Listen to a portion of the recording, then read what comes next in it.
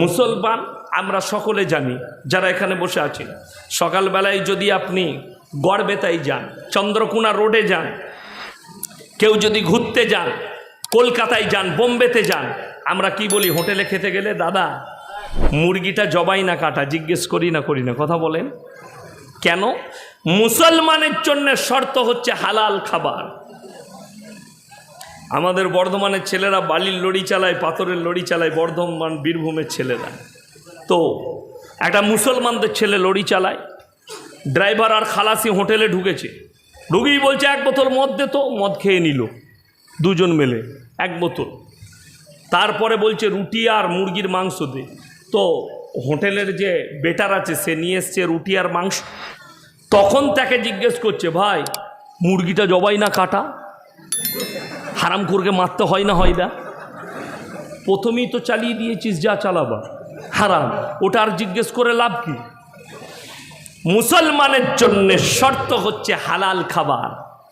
যেমন আমাদের মুসলমানরা বুঝেছে আমাকে জবাই করা মুরগি নিতে হবে, জবাই করা ছাগলের মাংস নিতে হবে, জবাই করা গরুর মাংস নিতে হবে। এটা আপনি বুঝতে পেরেছেন, জবাই ছাড়া নেওয়া যাবে না। কিন্তু আপনি এটা বুঝতে পারেন নাই, সুদের টাকায় যদি হালাল মাংস কিনেন, সেটা কি করে হালাল রইল? আমাদের মুসলমানরা সুদের টাকায় মাংস কিনে। আল্লাহ কোরআনে বলেছে, ওয়াহাল্লাল্লাহুল বাইয়া ওয়া হাররামার রিবা, আমি তোমাদের জন্য ব্যবসাকে হালাল করেছি আর সুদকে হারাম করেছি। জোরে বলুন সুবহানাল্লাহ।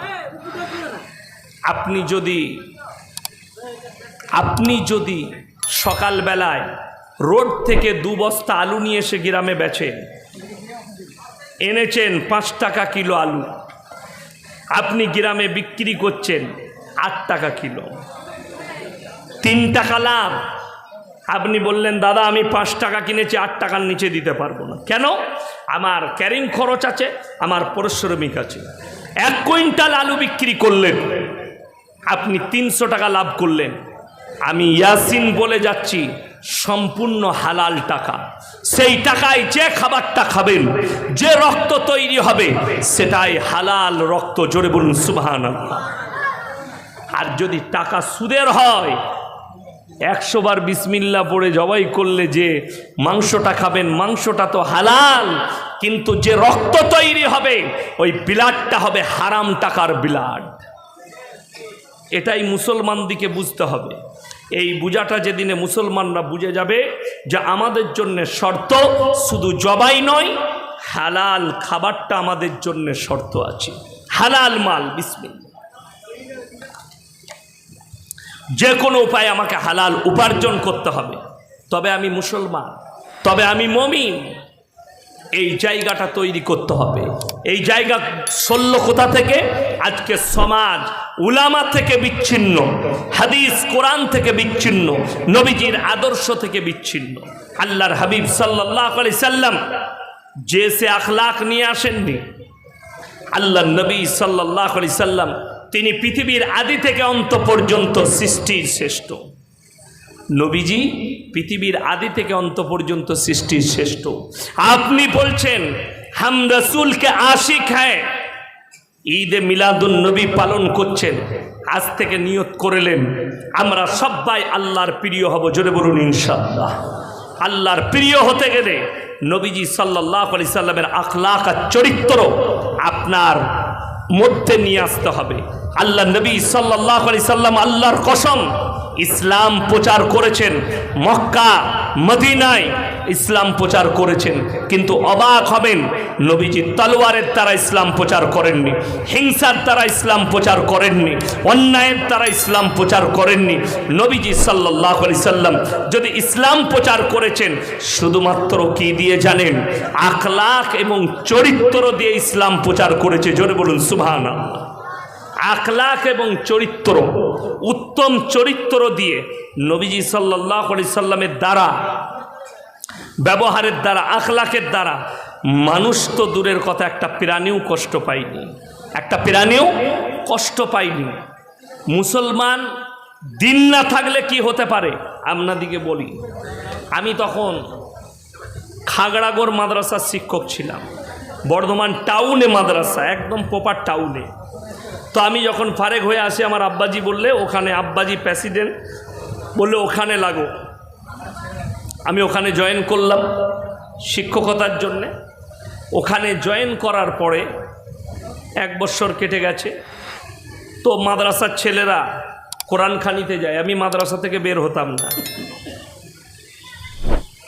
একজন মাস্টার মহাশয়, স্কুলের হেডমাস্টার, আমার এলাকাতেই ছিলেন, আমি নাম করব না যেহেতু রেকর্ডিং হচ্ছে, তিনি শুনলে কষ্ট পাবেন, বেঁচে আছে নাকি তাও জানি না। তো মাদ্রাসায় এলো, আমার বাড়িতে কোরআনখানি হবে, কটা ছেলে লাগবে বলে 5টা ছাত্র। 5টা ছেলের দাওয়াত দিয়েছেন, ঠিকই আছে তো ওই জায়গায়? হ্যাঁ, আচ্ছা আচ্ছা, ঠিক আছে, হ্যাঁ ওইখানে ঠিক আছে, একটু তুলে দাও। হ্যাঁ বাস বাস। তো তিনি বললেন, অফিসে আমি ছিলাম, বলে 5টা ছেলে যাবে। ঠিক আছে, হেড মোল্লা বললে পাঠিয়ে দেবো। আমাকে বললে হুজুর আপনার আব্বাকে ভালোবাসি, তো আপনি দুয়ার সময় যাবেন। আমি যাব, ঠিক আছে, আমি কিন্তু খানা খাবো না, আমি মাদ্রাসায় খেয়ে দোয়া কটায় হবে বলে সেই জোহরের পর। আমি জোহরের পর আমি চলে যাব, টাউনে বাড়ি।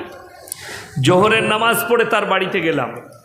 আমি বললাম কই কার নামে দোয়া করবেন, ডাকেন সবাইকে। বলছে তার নাম হচ্ছে টনি। আমি বললাম ভালো নামটা কি? যে মারা গেছে তার নাম টনি। আমি বললাম ভালো নাম? বললে হুজুর আমার 10টা বিড়াল আছে, যে বিড়ালটা মরে গেছে তার নামটা ওটাই ভালো নাম, টনি। আমি বললাম বিড়ালের নামে কি কোরআন খানিবে? আমি আপনাকে চাকরি কে দিয়েছিল? আপনার ঘুষ নিয়ে চাকরি নিয়েছেন আপনি। বলে আপনি জানলেন কি করে? আমি বললাম হাত গুনে বললাম, আমি তো ভণ্ড বাবা, হাত গুনে বললাম। কষ্টের বিষয় কি জানেন?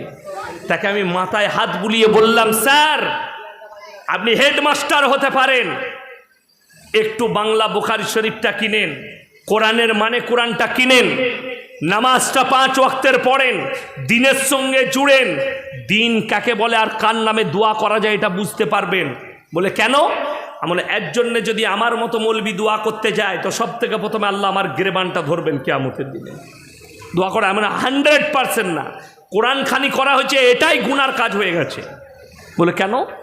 আল্লাহ তাআলা কিয়ামতের দিনে দুজনার হিসেব নেবেন। দুজনের? কজনের বললাম? কথা বলে না কেন এরা? না 5 জনের? হ্যাঁ, যদি ডাউট থাকে তা বলবেন যে আরও 3 জনের হিসেব নিবে। জিন এবং ইনসান এই 2 জনের হিসেব হবে, বাকি কারুর হিসেব লাগবে না। কেন বলে দিই, যতগুলো আল্লাহ মানুষ ছাড়া যত